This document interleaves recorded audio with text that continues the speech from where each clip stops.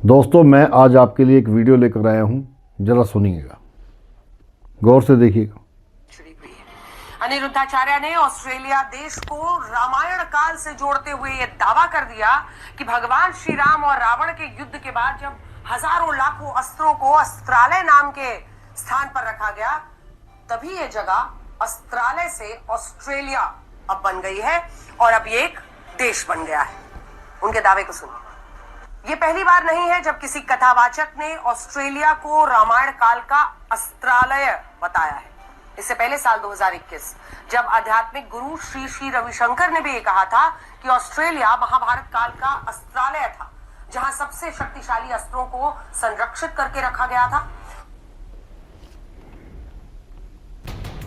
तो दोस्तों, ये बताते हैं कि ऑस्ट्रेलिया नाम इस वजह से पड़ा क्योंकि वहाँ अस्त्र रखे गए थे रामायण काल के। लेकिन ये जो हमारे खेतों में मिल रहे हैं 4000 साल पुराने, ये क्या है?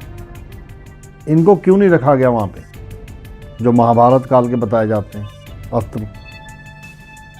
अभी आपको दिखाता हूँ मैं वीडियो, ये देखना। मिल जाएंगे और देश की राजधानी दिल्ली से सिर्फ 240 किलोमीटर दूर उत्तर प्रदेश के मैनपुरी के एक गांव में ऐसा ही हुआ। इस गांव का नाम है गणेशपुर और यहाँ एक किसान को खेतों में खुदाई करते वक्त 4000 साल पुराने हथियार मिले हैं। ये किसान अपनी जमीन को समतल करके उन्हें बाकी खेतों के बराबर करना चाहता था और इसके लिए इसने अपने खेतों में खुदाई करना शुरू किया।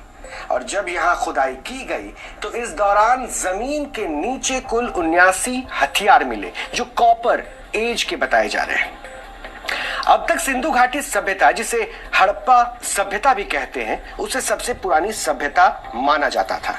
ये ब्रॉन्ज एज की सभ्यता थी जिसमें पीतल की खोज हुई थी, लेकिन मैनपुरी में जो हथियार मिले हैं वो कॉपर एज की सभ्यता के हैं जो 4000 साल पुरानी बताई जाती है। हथियारों ने पुरातन उत्तर प्रदेश के मैनपुरी के खेत में मिले इन हथियारों ने पुरातत्वविदों की उत्सुकता बढ़ा दी है।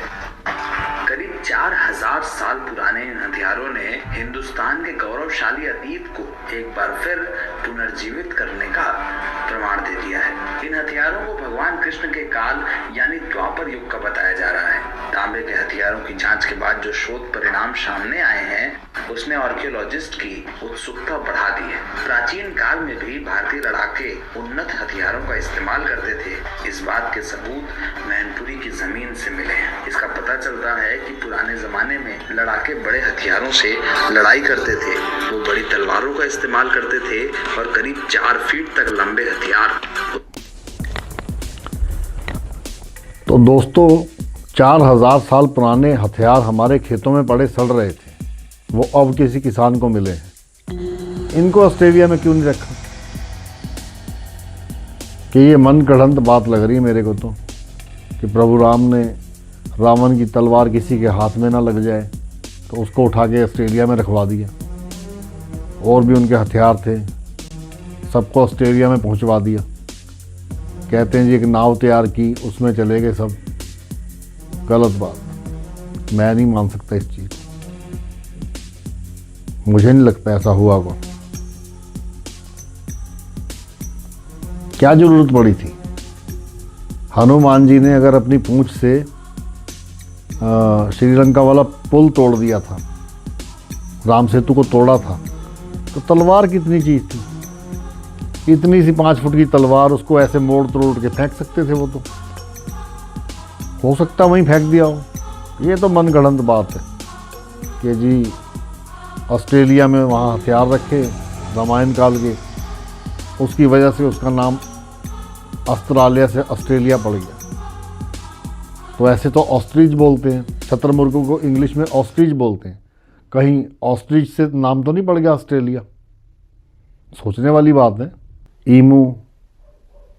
ईमू भी एक प्रजाति है, बड़ा पक्षी होता है, उसको भी हिंदी में शतुरमुर्ग बोलते हैं और इंग्लिश में शतुरमुर्ग को ऑस्ट्रिच बोलते हैं। ऑस्ट्रिच से ऑस्ट्रेलिया पड़ गया हो शायद नाम, जैसे न्यूजीलैंड के कीवीज़ होते हैं, ठीक है ना। ऑस्ट्रेलिया में कंगारू पाए जाते हैं, कंगारू भी उनके झंडे के ऊपर छपा हुआ है। और ऑस्ट्रिच भी छपा हुआ है ऑस्ट्रेलिया के झंडे पे। सोचने वाली बात है, ऑस्ट्रिच से नाम पड़ा ऑस्ट्रेलिया या अस्त्रालय से नाम पड़ा ऑस्ट्रेलिया। ऐसे तो एक देश ऑस्ट्रिया भी है यूरोप में, ऑस्ट्रिया, एक ऑस्ट्रेलिया है। यार मेरे को समझ नहीं आ रही, एक साइबेरिया है और एक सर्बिया है, नाम मिलते जुलते हैं, साइबेरिया और सर्बिया। इनका आपस में क्या कनेक्शन हो सकता है?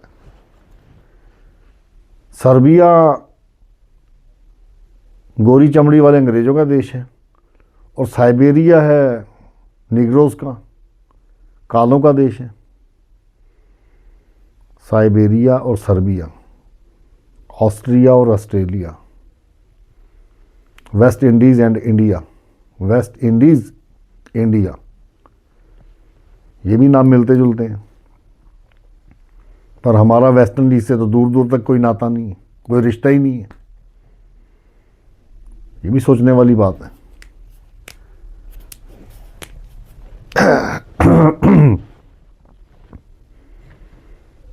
पता नहीं कैसी कैसी मनगढ़ंत कहानियां बनाते रहते हैं लोग। अनिरुद्धाचार्य जी बड़े माने जाने हैं, बहुत पहुँचे हुए दिव्य दृष्टिवान हैं वो, पर इसका मतलब ये नहीं कि जो वो बोले कथा में वो सच माने हम। मैं तो नहीं मानता ना, ये गलत बात है।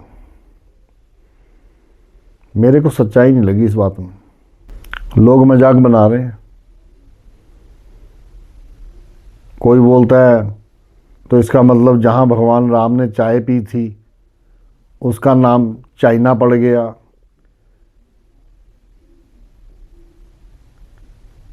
पता नहीं क्या क्या बोल रहे हैं लोग यार, भगवान का मजाक उड़ा रहे हैं लोग सुनकर। और मीडिया को चाहिए मसाला, वो मिल गया उनको, छोटी सी बात का बतंगड़ बन गया। सोचने वाली बात है। और भी कोई ना कोई गप सुनाई जरूर होगी, है ना? सोचने वाली बात है ना। दिमाग से सोच के मुझे कमेंट जरूर कीजिएगा।